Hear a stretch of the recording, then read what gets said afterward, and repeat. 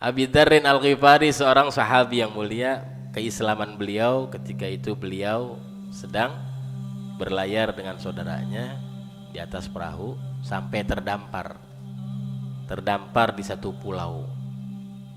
Bocor kapalnya, pokoknya terdampar, nyasar, terdampar di satu pulau. Ini pulau yang nggak diketahuin di mana, pulau yang nggak ada penghuninya. Nah, diturun berdua sama saudara, dilihat pohonnya pohon antik, rumputnya antik, batunya antik, ini apa nih, nggak pernah dilihat. Sehingga istirahatlah Abi Dzarrin Al-Ghifari dengan saudaranya di pohon. Lagi bergerak, lagi istirahat, tau-taunya pohonnya bergerak, bergerak, dilompat. Ternyata di pohon ada satu makhluk berubah menjadi bukan pohon, kayak binatang besar, kayak raksasa. Ditanya sama Abi Dzar, kalari sampai menuju ke pantai sama saudaranya. Dipanggil sama nih makhluk, fulan, sini. Apa yang membawamu ke sini? Kata Abi Dzarrin Al-Ghifari, kami terdampar, nyasar, lagi berlayar, nggak tahu arah mata angin kemana, bingung, masuk sini. Oh begitu? Iya. Kamu siapa? Aku makhluk yang ada di pulau ini. Jadi semua tanaman ternyata tuh, semua tanaman, pohon-pohon ternyata para binatang bangun yang udah ratusan tahun nggak tahu udah tuh. Ya, dikatakan ularnya nggak seperti ular yang ada biasanya, ikannya nggak seperti ikan yang ada biasanya. Akhirnya ini makhluk ngomong ke Abi Dzar, ya Fulan, ada yang nunggu manusia selama ini biar datang ke ini pulau. Dia adalah tuan kami menjaga dia di dalam. Ini makhluk-makhluknya yang pada serem-serem. Siapa yang di dalam? Bingung Abi Dzar nih, binatangnya jadi begini gimana tuannya? Anak buahnya jadi begini gimana bosnya nih? Masuk ke dalam. Masuk ke dalam pulau lagi, melihat ada satu makhluk yang sedang dirantai, matanya satu, seorang makhluk yang besar sedang dirantai, tangan kanan, tangan kiri, kaki kanan, kaki kiri.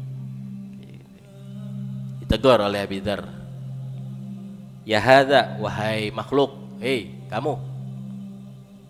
Melek ini dengan mata satunya. Dikatakan banyak riwayat, ada mata satu memang mata satu, ada mata satu mata satu di sini. Siapa engkau? Jangan tanya aku dulu, aku punya pertanyaan kepadamu. Apa yang membuatmu terdampar? Nyasar begini. Aku punya beberapa pertanyaan. Apakah ada beberapa pertanyaan, tapi satu aja pertanyaan ditanya. Apakah yang namanya Muhammad udah masuk kota Madinah? Shallu ala Muhammad. Banyak pertanyaannya. Apakah mata air di negeri Syam udah ada, udah kering? Apakah di sono udah begini? Terakhir yang ditanya, apakah yang namanya Muhammad udah masuk kota Madinah? Katanya Abi Dzar, kami mendengar ada seorang yang mengaku nabi, dia karena masih Yahudi. Abi Dzar masih Yahudi dahulu. Kami mendengar ada seorang yang mengaku nabi udah masuk Madinah, namanya Muhammad. Kata ini makhluk, kalau begitu waktu aku sudah dekat. Kalau namanya Muhammad sudah masuk Madinah, berarti waktu aku sudah dekat. Ditanya oleh Abi Dzar, siapa engkau? Aku al-la'in dajjal. Akulah yang terlaknat, Dajjal yang terlaknat. Dan aku akan menguasai dunia semuanya. Aku akan mematikan orang dan bisa aku menghidupkan orang. Disifatin terus nih sama Dajjal. Aku fulan, aku fulan. Nanti tentaraku yang kau lihat adalah Ya'jud Ma'jud. Kabur deh Abi Dzar. Ambil kapalnya lagi. Ya. Akhirnya dibenerin, dia lari, jalan. Sampai akhirnya cari ke kota Madinah. Turun di kota Madinah, lari menuju Rasulullah SAW. Ketika itu Rasulullah bersama sahabatnya, bersama sahabat-sahabatnya duduk tergesa-gesa. Abi Dzar melihat makhluk kayak begitu, ngelihat Dajjal ente. Akhirnya ditanya sebelumnya sama Abi Dzar, kenapa engkau nggak lepaskan diri aja sekarang? Kalau engkau kuat, nanti belum waktunya. Kalau udah waktunya ini lepasan akan terlepas dengan sendirinya. Sekarang aku mau kayak gimana hebatnya, aku nggak bakal bisa lepas. Tapi waktuku dimulai dengan Rasul Nabi yang namanya Muhammad udah masuk Madinah. Udah, dia lari akhirnya sampai ke kota Madinah, berlayar lagi, nemuin Rasulullah SAW. Rasulullah pun tersenyum melihat tergesa-gesanya Abi Dzar. Siapa engkau? Aku Jundub bin Junadah. Oh, ada apa? Kenapa? Aku baru dari berlayar dengan saudaraku. Aku melihat pulau begini ceritain oleh Abi Dzar, dan dia mengaku Dajjal. Tersenyumlah Rasulullah. Kemudian Rasulullah bersedih. Ditanya oleh Sayyidina Umar, ya Rasulullah, kenapa? Aku tersenyum karena dia terlaknat dan aku sedih. Kenapa engkau tersedih? Ada dari golongan umatku yang dia lebih parah dari Dajjal. Na'udzubillah min dzalik. Ada nanti golongan dari umatku, dia lebih bengis dari Dajjal, dia lebih hina dari Dajjal, dia lebih hancur dari Dajjal. Siapa itu ya Rasulullah? Al-ulama ulama yang predikatnya katanya ulama, tapi na'udzubillah, ya, dia kurang ajar dengan syariatnya Allah, dia nyakitin para muslimin. Na'udzubillah min dzalik. Itu aku takutkan kepada umatku.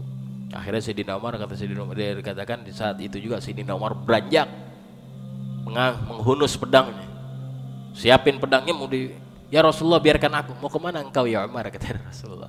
Aku mau cari itu pulau, engkau cari kayak gimana nggak bakal ketemu. Dia akan nimbul di saatnya nanti.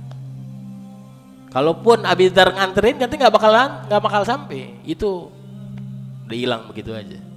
Nanti dia akan timbul di suatu saat nanti. Jangan sampai di antara kita ada yang nemuin Dajjal. Na'udzubillah.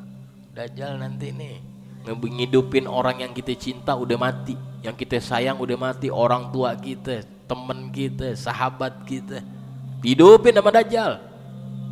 Dan di jidatnya Dajjal tertulis kafir, jelas, tapi semua nanti akan beriman. Hampir tidak ada yang lepas dari gangguannya Dajjal, karena bisa ngidupin orang yang sakit bisa sembuh, yang mati udah ratusan tahun dibangunin sama Dajjal. Orang mau kaya dikasih duit, apa aja bisa, udah kayak Tuhan.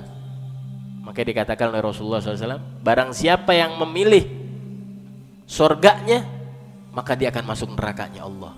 Barang siapa yang memilih nerakanya Dajjal, maka dia akan masuk surganya Allah. Nanti dikatakan, maka fitnah terbesar adalah fitnahnya Dajjal, paling fitnah terbesar. An Abi Dzarrin Al-Ghifari, beliau akhirnya masuk Islam. Akhirnya beliau Abi Dzar mengucapkan syahadat di hadapannya Rasulullah SAW, dan beliau tinggal di Madinah sampai meninggal. Abi Dzarrin Al-Ghifari radhiyallahu taala anhu.